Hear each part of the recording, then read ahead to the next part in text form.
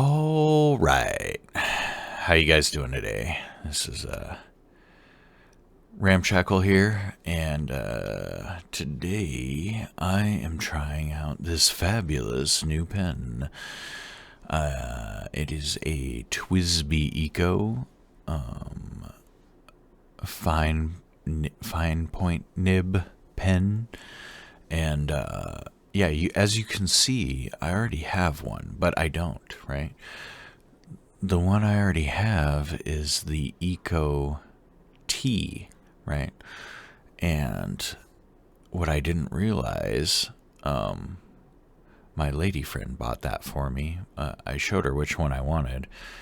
And what I didn't realize is that the ECO T has a sculpted grip section, which means the part that you grab onto is sculpted into kind of a triangular shape, right? So maybe it's a little more ergonomic for some people. I have a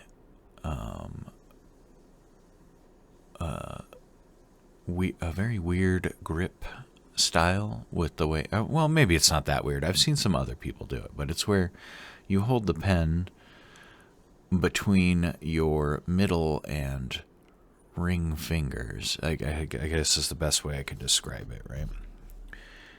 Yeah, you put your thumb on top of it, and then you hold it between your middle and your ring finger instead of between your middle and your index finger. And yeah, so the pen sits at a different like it's rotated in your hand in a different way, right? And so those ridges that are sculpted into the grip end up, instead of sitting ergonomically flat against my finger, I end up holding the pen rotated slightly, and those ridges in the ergonomic grip end up digging into my knuckle, which can be, pretty uncomfortable. So anyways, the new pen, I found out that, yeah, the ECO T and the ECO are different, and the ECO has a more traditional, it still is slightly sculpted at the very tip, but I don't really hold the pen up there, so I don't encounter that very, very much.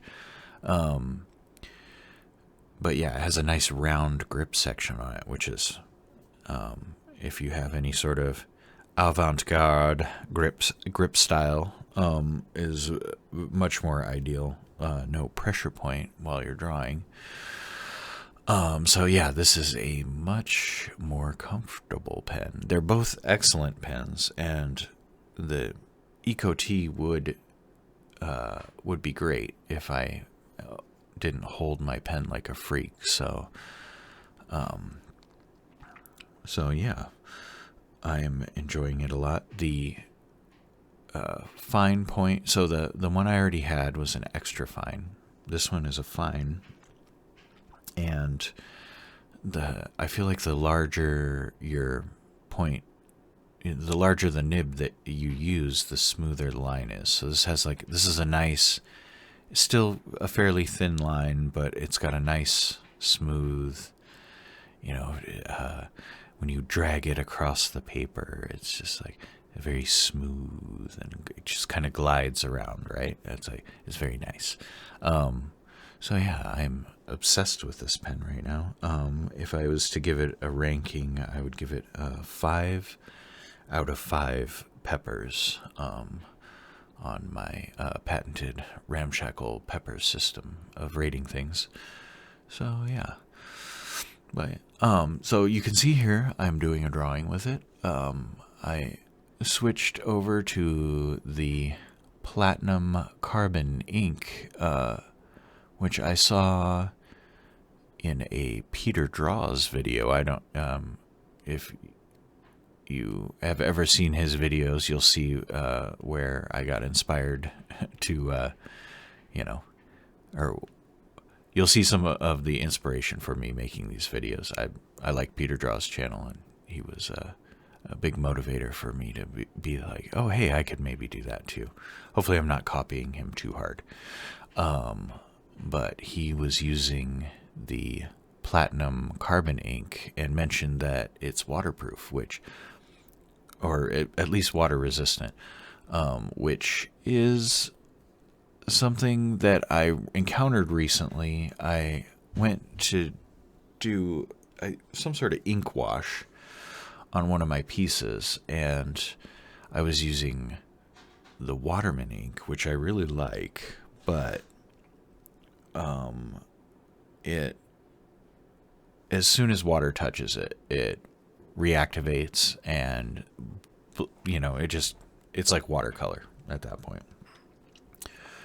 And all your lines get washed away, or at least, at least disturbed in some sort of way, and it's not ideal. So I'm trying out this. I tried out the platinum carbon ink before, but I was using inferior paper bits, and it was bleedy, it was smudgy, it was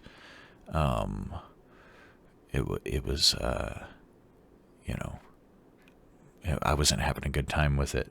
So now I am trying it on some nicer paper. This is a Canson Bristol, I believe. I don't know. It's around here. So I'm in a pile of things, and it's probably at the bottom of it. So I'll find it and put a link to it in the description. But the platinum carbon ink works really nice on here.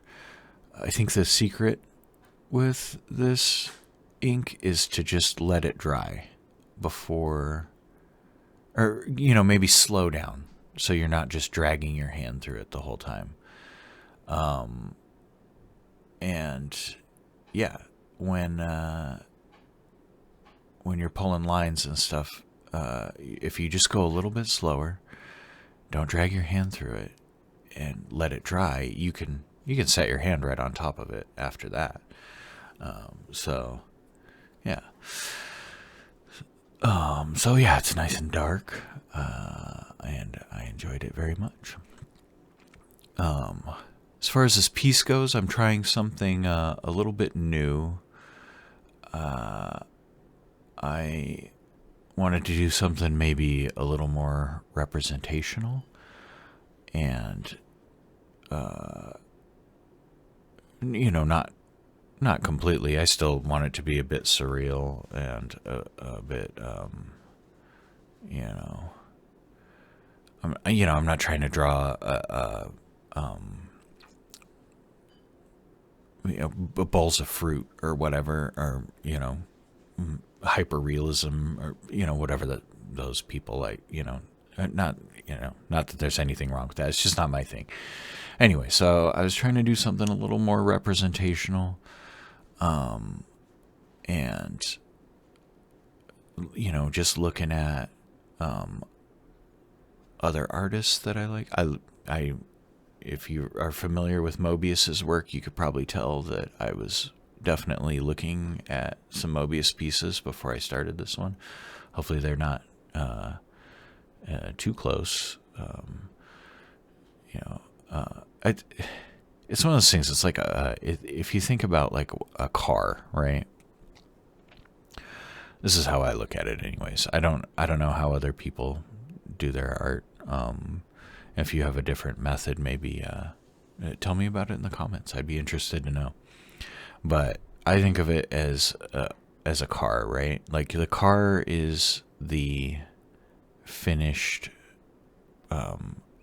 product, right? That's your finished piece of art. But what a car is, when you look at it, is a collection of all sorts of, who knows how many other little tiny inventions, right?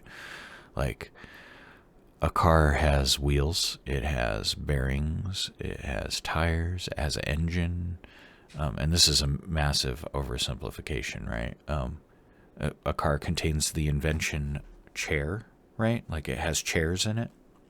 The guy who invented the car didn't invent the chair, right? It has glass, metal. hinges, doors, every single little thing on a car is an invention that somebody else came up with, right? So that's kind of how I've been trying to approach my creative process, right? There's nothing new under the sun. So why beat myself over the head trying to figure that out? I'll just take little bits of stuff that I like, like maybe I like the way that Mobius did this one thing. Oh, maybe I like the way that H.R. Geiger did this part. And then I figure if I just kind of mash them all together into into my brain and form them into my own piece of art, it'll become my own, right? And there's a lot of artists where you can see that they were very heavily inspired by other artists, right? Like I think Boris Vallejo is one of my favorite examples, and I love Boris Vallejo's art, but if you look at it kind of objectively, it's very much Frank Frazetta inspired art. It's like if you turned Frank Frazetta up to 11, like with the rendering, and yeah, it was beautiful. It's his own thing, but it's also inspired. I don't like to say derivative because that implies that that it's not their own thing, and I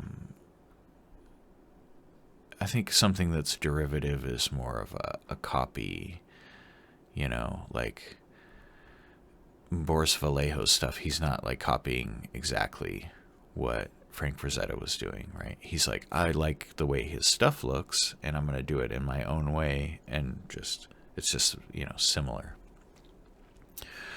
But yeah, so that's what I try and do, like if I can kind of look at some other people's pieces and then and just kind of take different ideas from different places. And I think that's the most important thing with all of that, is to take inspiration from maybe drastically different artists, and that's how you kind of get a unique style, right? Like if I'm pulling inspiration from two surrealists, right, that have a similar style, then I'm just gonna kind of have this very very like focused style. Whereas if I kind of pull inspiration from maybe like an impressionist and a surrealist, like I might end up creating some sort of new thing that doesn't exist, right? And that could be interesting and fun. Anyways, I feel like this rant has gone on far enough, and yeah, if you've got your own opinions about it, or you just want to share, like, let me know how you do it. How do you interpret inspiration and then use it in your own art? I'd be interested. I'd be interested to know. Yeah.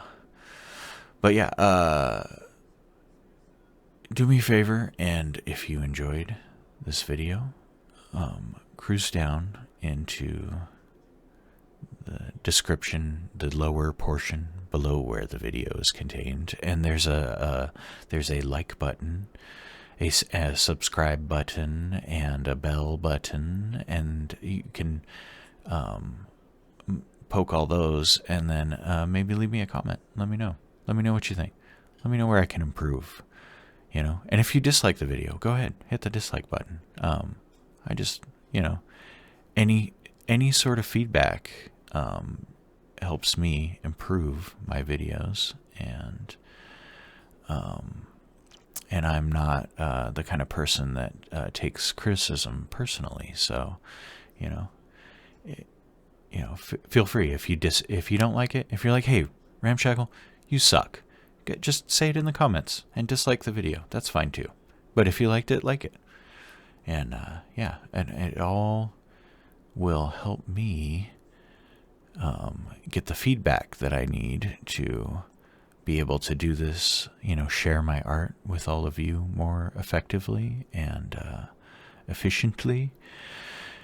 And yeah. Also, I've made this piece of art and some previous ones available for purchase as prints on TeePublic. So I'll have a link in the description for that. And, if you'd like to simultaneously support me and my artistic endeavors and also get yourself something nice to hang on your wall, then yeah, head on down there. And they should be on sale for the first 24 hours or so. I don't know exactly how long. Anyways, thanks for watching, and I'll see you next time. Bye.